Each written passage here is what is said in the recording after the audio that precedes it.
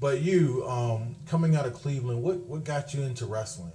As far as you went to college and you could have been this guy in business and management, but you instead got into professional wrestling. Professional wrestling, is something that I've always loved. It's something that I watched all the time when I was a kid. The very first show that I went to was at the Richfield Coliseum with my father. He took me and my brothers. And I saw Kerry Von Erich versus the Warlord at the Richfield Coliseum. And the match went to a double count out, and I watched this building lose their mind. People are throwing popcorn, people are throwing drinks. It's a madhouse. And I just remember sitting there, and I went to throw something, and my dad looked at me, didn't say anything. The look. But the look was, I dare you to throw that.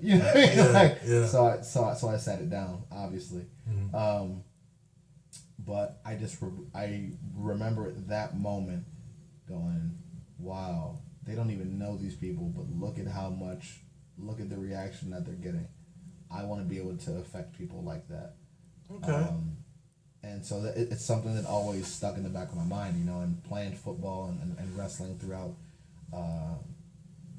middle school, high school, and college, and all that stuff. Once I graduated from college, and I wanted to figure out a way to best apply both of my skill sets, whether it be my business management degree or my love of professional wrestling. And I get to do it by doing what I'm doing now and being a professional wrestler and working for Ring of Honor. I get to market myself, I get to brand myself, and I get to create my own business and run it, and create my own brand. So it's the best of both worlds. So when you played football in college, did you play like NCAA level or Division II? Yeah, it was D2. We were D1 for wrestling at Slippery Rock University, but what's it called? Slippery Rock University. I have never heard of that. Yeah, it's in Western Pennsylvania, by like Butler, and about an hour or so away from Pittsburgh. Oh, so you left Cleveland to go to college. You didn't stay in the city area and work out of it. That was where I got my scholarship from. We went there for a camp in high school, and we went there for a camp, and I really liked it. It was low key. It was off in the middle of nowhere, but just enough stuff around to have things to do, but not enough stuff to really do anything dumb and get in trouble. Oh yeah. So. You always gotta have that. I love small class sizes. Small class sizes. So it was perfect for me to be able to do what I had to do and get my education and meet some cool people, some lifelong friends that I have from there. Shout out to Alpha Sigma Phi fraternity, to all the boys there at the Delta chapter. Oh really? Yeah. So that was fun.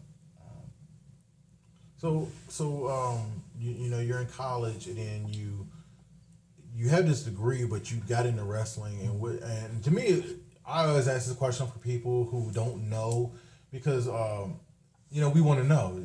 But what broke you in? Like, what just made you say, "Look, I want to do this"? Like, and then maybe I'm phrasing that wrong, but like, who got you in? Like, when you walked in and you wanted to wrestle, like, who trained you and put you up to the guys that trained me are obviously Ray Rowe, worldwide star, is over in New Japan right now, killing it. Former Ring of Honor World Tag Team Champion, and a guy by the name of Jerry Myers, aka J Rock, who will actually be in Baltimore tomorrow for our TV tapings for Ring of Honor. Really? Yeah. So I'm really excited to see him and see what he makes of the opportunity that he has. I wish him nothing but the best. But those are the two guys that trained me and kind of brought me in. I had messaged J Rock, online for a while, and finally got the chance to meet him at a show. And started talking with him and Ray, and they kind of just they assessed my attitude and my willingness to learn and grow, and accept coaching. And they kind of took me under their wing and kind of protected me from a lot of things. then kind of just I kind of rode off with them, and the rest is history. So you work for companies like what was it, AAW? I don't know if AAW was AIW. AIW. I get those confused. At the time, I didn't, and I still don't. Not because I necessarily don't want to, but at the time there was a big split in Cleveland wrestling. There was a lot of personal animosity from a lot of people to other people, and I found myself just getting into it on one side of it, and I just never delved into the other side of it.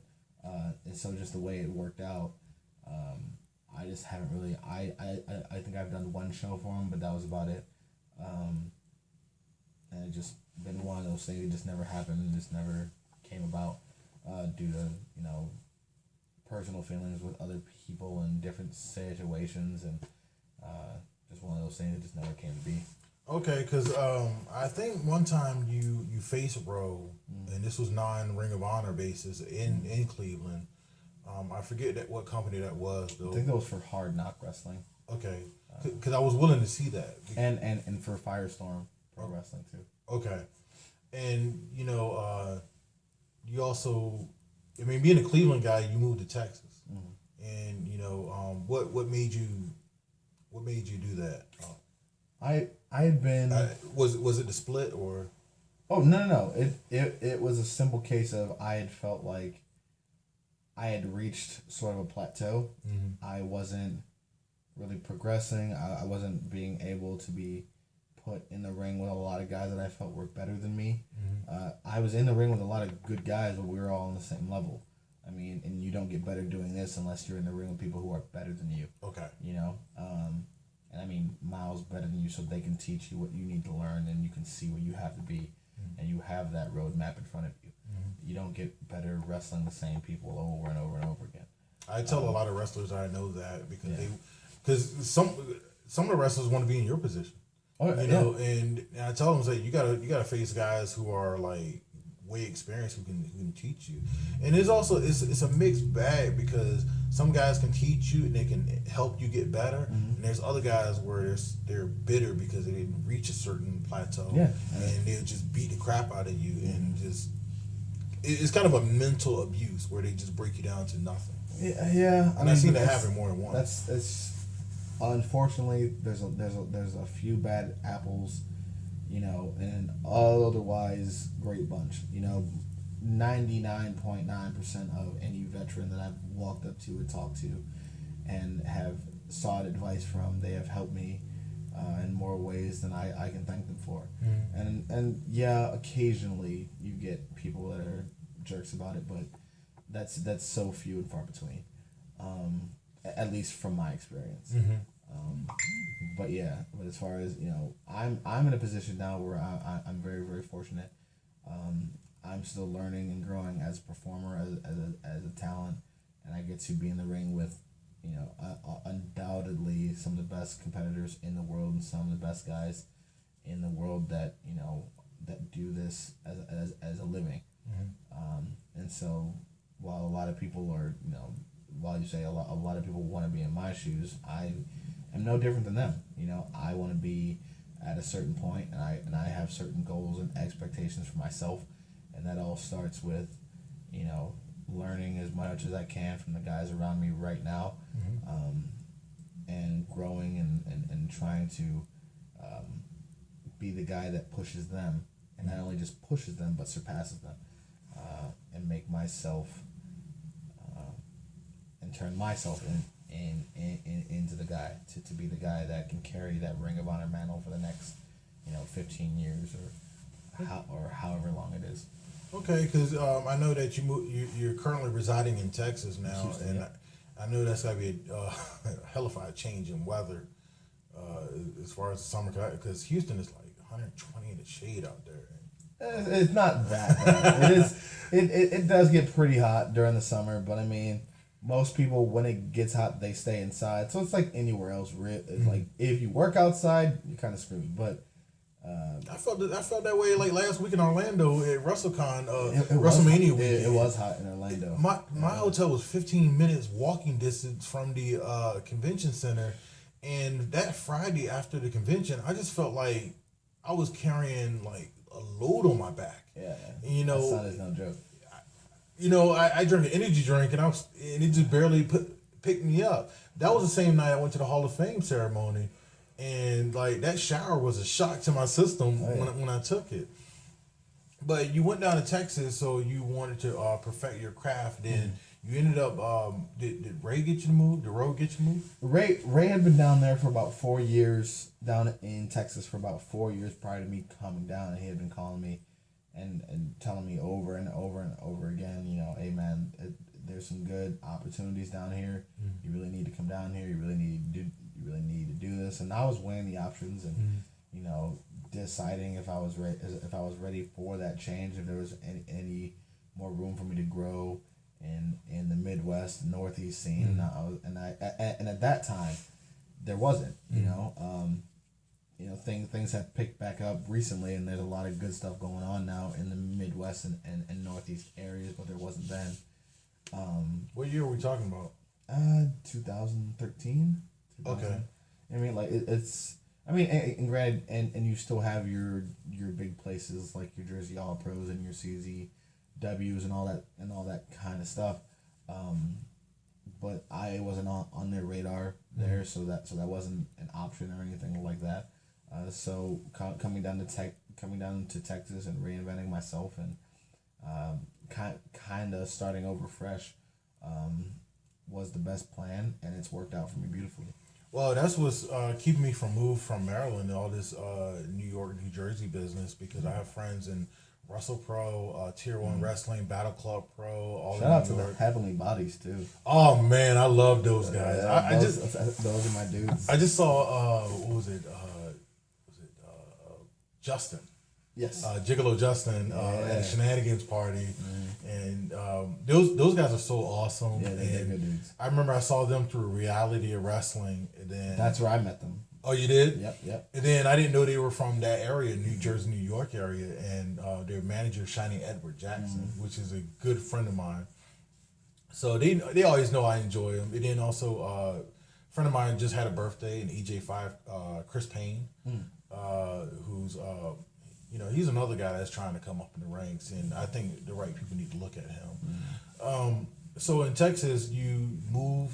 Ray got you to move, and then eventually down the line, you met with Keith Lee, who to me is an amazing talent. Sometimes watching him on TV, I can't believe some of the stuff he does for a man of his size. I mean, he's built like a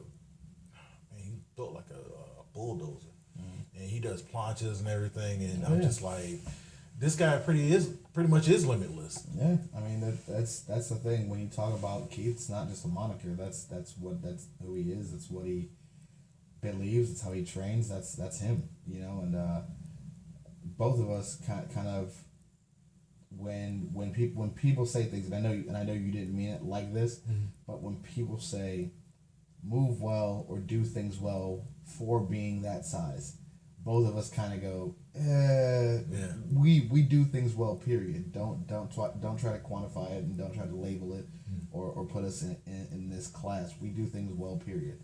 Okay. And for him, it's just some of the many tools in his bag that he has at his disposal to be able to pull out those high flying moves, and really kind of change his style and adapt to the opponent that he's in the ring with. He's not going to have the same match, say, with Ray Rowe that he would with,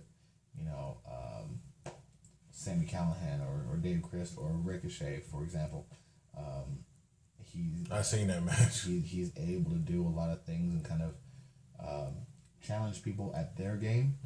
Like it's very much if you think about fighting, like a John Jones game plan. Like whatever you're good at, that's how he's gonna beat you. He's gonna beat you at what you do best. And if he can't beat you at that, then that's when the other stuff comes into play, and then he'll just simply throw you around the ring. Well, I just saw him wrestle Donovan Dijak over. I mean, I saw it in replay. It happened over the weekend, Right. and it was just like two big guys flying, and I seen that from him, and I just tweeted that he was one of the greatest big men ever for his agility, because I have never seen anybody fight like that. you don't do stuff like that, like planches or sometimes. I can. I just choose not to. Okay. I mean, for me, we have two different fundamental ways of looking at wrestling, and while there are some things that I do to enhance, and to show my agility and athleticism, my style isn't that. My style is just, hey, I'm gonna come in and hit you really hard, and you're gonna drop, and if you don't drop, I'm gonna keep hitting you until you do. Yeah. That's the Cleveland in me. That's who I am. That's how I was raised. That's my mentality. So in that aspect, that's where we differ. But that's what also makes us a good team, because you get everything. You don't know if you're gonna get punched in the face. You don't know if you're gonna get tossed in the air. You don't know if we're gonna jump on you. You have no idea what's coming. But whatever it is gonna hurt. It's gonna hurt really bad. Yeah, imagine a guy your stature. If I'm standing across the ring from you, I know that win, lose, or draw is going to hurt. Yeah. Period. You guys debuted as a tag team. I always often wonder if you guys ever faced each other in independence, like We have not. in the ring. We have not. I would like to know how would that turn out. I think it would just be two exhausted individuals in the ring. I mean, this is the thing. You have, if you or when you have the Keith Lee versus Shane Taylor match, Keith Lee's fans will tell you, of course, Keith Lee's gonna win. Shane Taylor fans will tell you, of course, Shane Taylor's gonna win. And for me, it's all about game plans. It's all about where the match goes. If you let Keith start flying around, there's a good chance you're gonna lose. So the best game plan is to stop that from ever happening. So my game plan going in would be to end it quick, to end it early. Put hands on him and get him out of there. Yeah, because I seen other than the Dijak match, I seen the match with him live against Zack Sabre Jr. And that just reminded me of a fly just trying to nick it. So it was that bad. So your team was on Ring of Honor, Limitless and Notorious, and I was thinking that you guys were Pretty Boy Killers as a tag team, or that was your singles. Well, no, Pretty Boy Killers is our tag team name that we have all across the country, due to TV and corporate America and things like that. You can't always use names like Killers. I forgot. On TV, especially in the tumultuous times that we live in. So for a while we just didn't have a name, and then we kind of just went with things that we were known by. Well, you sure as hell can't use Pretty Boy Crackers using the K up there. That would be controversy. Yeah, too. that would be controversial too. And we mean crackers like just crack people's skulls, but it just kind of wordplay. Yeah. But I mean, it is what it is. I completely understand it from a business side of it, and from a projection and marketing standpoint. I completely understand why you would kind of downplay that. But for other places where that's not an issue, that's not something that they have to worry about. People writing in or calling in or being online and complaining about losing sponsorships or anything like that. Oh yeah.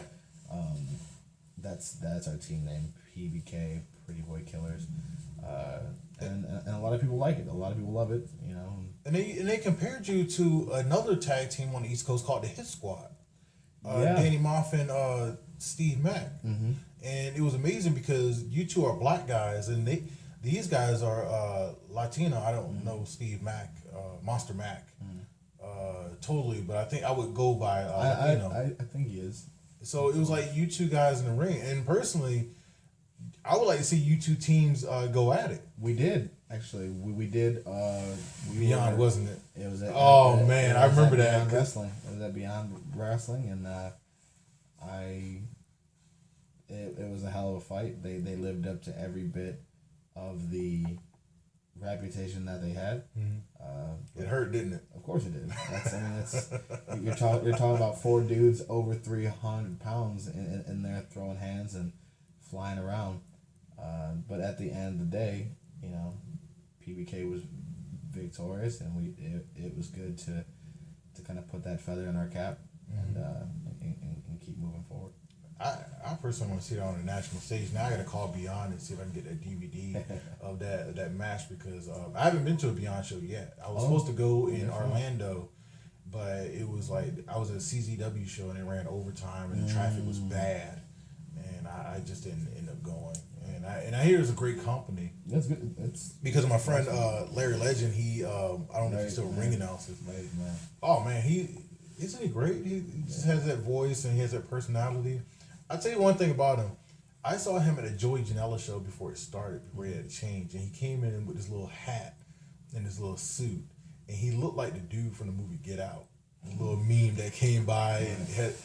I never seen Get Out or nor have the. I have not, nor will I. Me neither. Because a lot of people are like, oh well, especially I am in an interracial relationship. My daughter's biracial, and so they're like, oh well, you got to see it. I'm like, bro, why would I rock the boat in my own relationship? Like I'm not gonna do that. Like I'm not gonna cut off my nose to spite my face. Like I'm sure it's a great film. I know a lot of people did great work. I'm glad it had the success that it did. I won't be watching it simply because I'm not trying to mess up my own stuff, thinking way too much and reading way too much into things, which may or may not be true. Who knows? It's all speculation, but I mean, it is what it is. Like so, I think because of the narrative of what it could bring, because I nearly I wouldn't say I nearly got into a fight. But I just felt like this salt coming out of me when I took my date to see Dear White People, and she's white, and it was just the way that movie, closer to the end when they had the party, it just felt so degrading. Like I'm just looking at her like, how can she watch this movie with me? I don't know if she's laughing or she's doing whatever. Right. I mean, it's just like Roots. It's just like, you know, you had I don't know who your what race your significant other is, but you know, if you're with a white woman, Caucasian woman, and you see all this slave stuff happening, you're just looking at her like, what am I here for? Like, am I here to piss off your dad or whatever? Or but that's what I mean, man. By like it calls the questions. That's what I mean. Like I'm not about to rock the boat in my own life. Like I'm happy. Things are good. You know, I'm not about to read too much into anything and create unnecessary problems for myself that I don't need. So I'm trying to figure out how many relationships were destroyed from that movie. Like how many interracial relationships? I probably a bunch. Probably a bunch. But I mean, again, you make choices. It's not the fault of the movie. No. You know what I mean? It's just the narrative that comes with it. Like what it can bring in the conversations. But again, you choose to let those things bother you, or you don't choose to let those things bother you. Some people, I'm sure there are a lot of great couples out there who saw it, and nothing has changed for them. It was just entertainment, the way it's supposed to be. And for some, maybe they took it a little differently. I don't know. Well, there's a lot of subliminal messages in television and movies where, like, you see something, and it's not what you see. It's something deep. Just like Disney movies. To me in Disney movies, you'll never see a Jewish protagonist in Disney movies because they say Walt Disney was against Jews or whatever. We don't know that for sure. Right.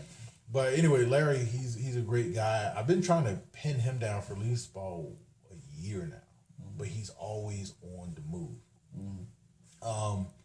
But you know, you personally, you on Facebook, you talk about your daughter a lot. She's very, very beautiful. She's I'm not gonna say to anybody's face that your daughter's not attractive, but your daughter is your world. Absolutely. You know, she's like what, 2 now? 2, yep. So you're one of those guys that, you know, you just like working your dates and then you just run back home to your. My growing up the way I did, man. My home is my sanctuary. My home is my refuge. My home is my place to get away from the world, man. And I am so incredibly blessed to be at a point now that I make my living doing this, and I get to be with my daughter 4 or 5 days a week, as long as I'm not flying out and doing things, you know, and traveling, but I get to spend all day with her.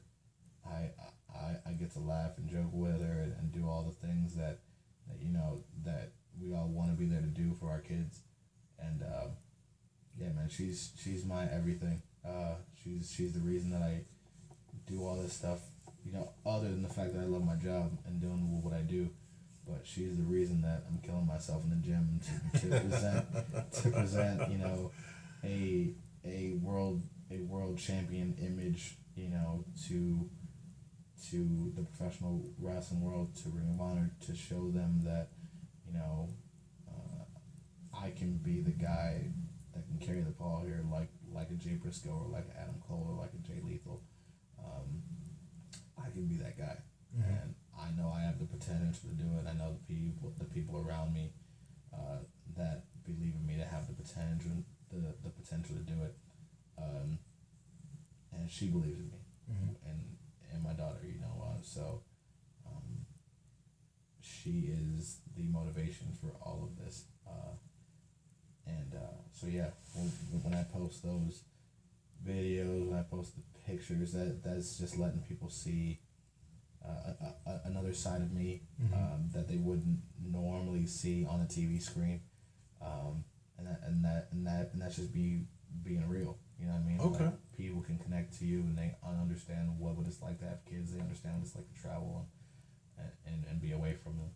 It's so difficult. I don't have children, nor that I'm married, but it's so difficult because, you know, it's all in time. You know, you're spending time with kids. You know, you give so much of yourself over here. Then for those who have 9 to 5, you give yourself over here. Then the significant other, you give yourself over there. And then sometimes you don't have time for yourself. So it's much of a measure on how to balance everything in life. And you know, because one of the guys I like in the business, Kevin Steen, who goes by Kevin Owens, he loves working for WWE. No, he works for WWE, but he loves just running home and taking his kids to school. Absolutely. And that's what I love about him. I hope I'm not exposing the business, but everybody knows this for a fact. I mean, when you have lives, my life is far different than his, you know, because he's at a different place. But when you look at guys like him or like the Young Bucks, they say the same thing. They get to take their sons and daughters to school, and they get to hang out with them and do all that kind of great stuff. Young Bucks have a lot of kids though. Yeah, they have a few. I thought they had like 3 or 4. Not each. I I think combined 3 or 4, but you know, I'm not 100% sure, but I know I got to meet their family in Lakeland, and they're beautiful family. Are they practicing super kicks? I do believe there was a video. I can't remember whose daughter, but they were like going across the room, slapping that leg, and raising that leg up. So it's definitely coming. We gotta put Carino. We gotta bring Carino from WWE to show him that, because he would just go nuts. Second generation super kick. You know, he's a great guy though, but you know, he's awesome. He's a very awesome guy. Oh my God, I'm losing my mind here. Okay, so in this world of social media, in this world of wrestling business, even though I am media and that side of things, you're also the thing between us. We have Sir Mo. Oh yeah. From Men on a Mission, and you faced him a couple times. And I forget his company name though, but he advertised. It's SOAR, SOAR, SOAR Yeah. Championship Wrestling out of Dallas. Yeah. I was shocked that he moved. He moved from North Carolina to Dallas, Texas. You know, he invited me out there a couple times, but I just got to put it together. But how is he in the ring? Mo is the man. I mean, for doing the things that he's done, you don't get to that level and not have a certain ability, and he's every bit as good now as he was then. My dealings with Sir Mo as a businessman have always been great. As a promoter has always been great. He likes to talk a lot of trash. Yeah, he does. And as someone who does my fair share of trash talking, you know there are lines not to cross. Yeah. Family is one of them. Family is one of them. And when you mention my family or you mention my daughter, you bring out a side of me that you do not want to see. And it's a side that I've let rest easy for the past few years, for the sake of my family, and for the sake of for the sake of the physical well being of a lot of people. But Mo is one of those guys who's been able to touch that kind of nerve.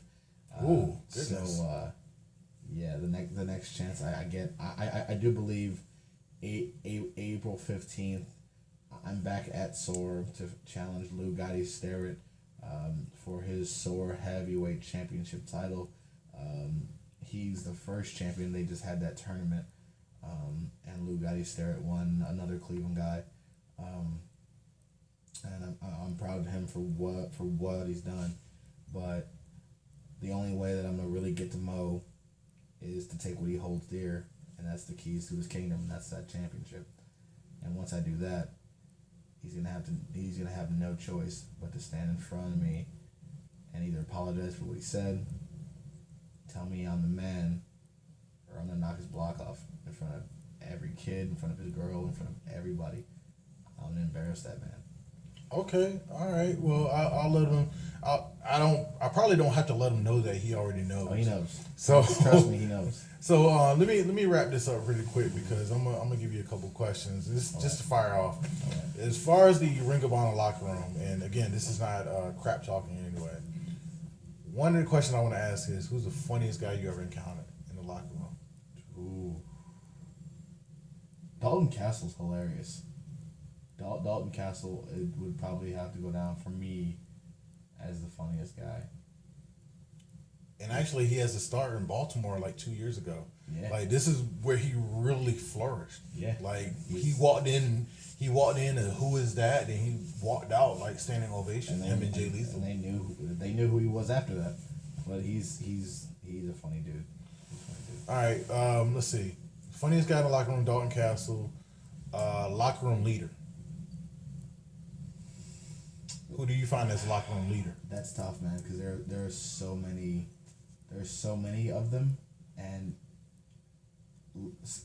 so many people lead in different styles. Okay. In different ways. Some guys are verbal. Some guys simply just go out and work their asses off and lead by example through action. Mm-hmm. When you're talking about locker room leaders, though, you're talking about a guy like Christopher Daniels, who's been doing it for forever. One of the best minds in the business, going out there night in, night out, killing it. But also will take the time to be able to tell you different things and give you advice and lead you down the right path. You're talking about Jay Briscoe, who is more like the sort of Ray Lewis of the locker room. He's I feel that from him. When he talks to you, you feel it. You know what I mean? Like when he motivates you, you feel it.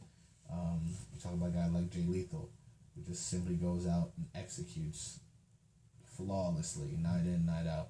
You talk about a guy like Adam Cole, who just by his mannerisms and how he carries himself, you try to emulate that.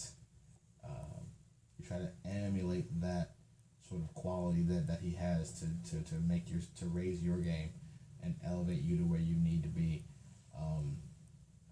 So I mean, there are so many guys there that can be, as far as locker room leadership goes. All right, here's toughest guy that you ever faced, like who can really go, who can really give it to you. That's tough to say because I haven't faced everyone there yet. But I've been in the ring with Jay Briscoe. I feel like if I was gonna name anybody, it would either be Jay Briscoe or Ray Rowe. Okay. Well, we've seen those matches. Whoever watches Ring of Honor TV, we've seen those matches. Everybody should be watching Ring of Honor TV. First off. We've seen Limitless and Notorious go against War Machine, and you guys killed each other. You guys beat the crap out of each other in the back, like during promos and vignettes. Hey man, I told you I'm from Cleveland, man. Wherever I see you is where it goes down. Oh, okay. If I see you in the freight truck area, mm-hmm.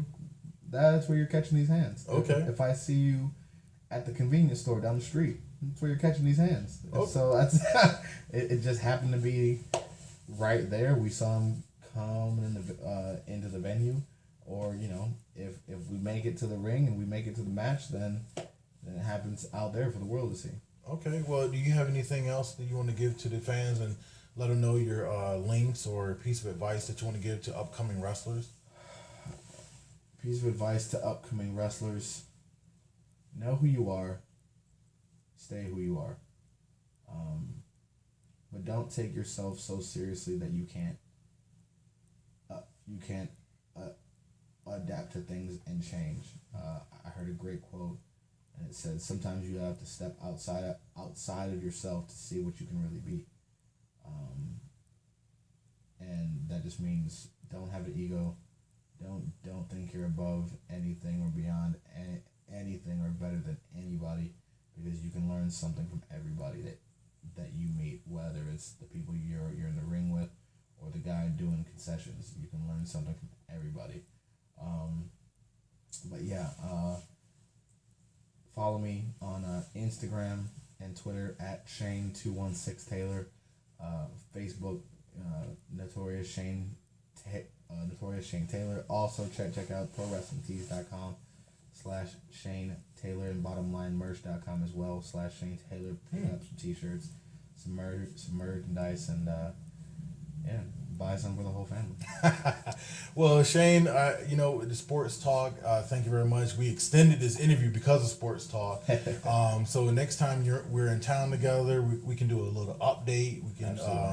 We can wax poetic about whatever happens. I think being at this time, probably about another 5 or 6 months, the NFL would be back, and we could do something. It's all about the Browns, baby. It's all about the Browns. Well, then again, I hate to make you mad, but I'm a Ravens guy.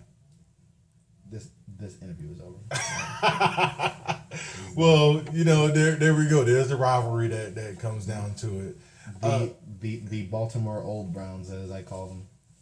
Oh, okay. Well, we can go with that. We can go with that. We done put some paint on it, but we gave you guys a name and the lineage back of the Browns. You can't give us something back that was already ours. Huh? Okay. Well, people are still mad that the Ravens moved to. The Browns relocated to Baltimore, Art Modell, and became the Ravens. But then again, I'm not a Baltimorean. But Baltimoreans got mad because the Colts left in the middle of the night and went to Indianapolis. So it's a whole bunch of chicanery in sports. Two wrongs don't make it right, my man. It's just not how it goes. But then again, there's a couple Super Bowls for the Ravens, and then the Colts got theirs too. Listen, those all belong in Cleveland. It's really what's up. It's really what's going on with that. Well, I wish you guys well next season, and not just that one win. The Cavaliers, they're going to be having a couple winning seasons with a fine tool team. They're about to go for back-to-back championships. Well, then again, with Tyronn Lue, he almost reminds me of Giancarlo Esposito in the way he looks. Let's see, Cleveland, Cavaliers, Browns, Indians. Coming back 3-0 right now. 3-0. Okay, and then undefeated. Ohio State is doing their thing. Let's not talk about the Clemson game, but it'll be The what? nothing. Okay. Nothing. Didn't even happen. Okay. Well, we're wishing wishing you well. I'm not gonna say anything negative. Right. I'm a positive person. I'll say it negative off the record. Yeah. But then again, Shane. Shane, thank you very much. It's been a long time that we've been trying to get down together to do this, and I wish you well tomorrow at Ring of Honor tapings. Unfortunately, I won't be there because I got an obligation to New York City. Oh, it's all good, man. Thank you for having me. Thank you, everybody that listens to this, and I appreciate all the love and support.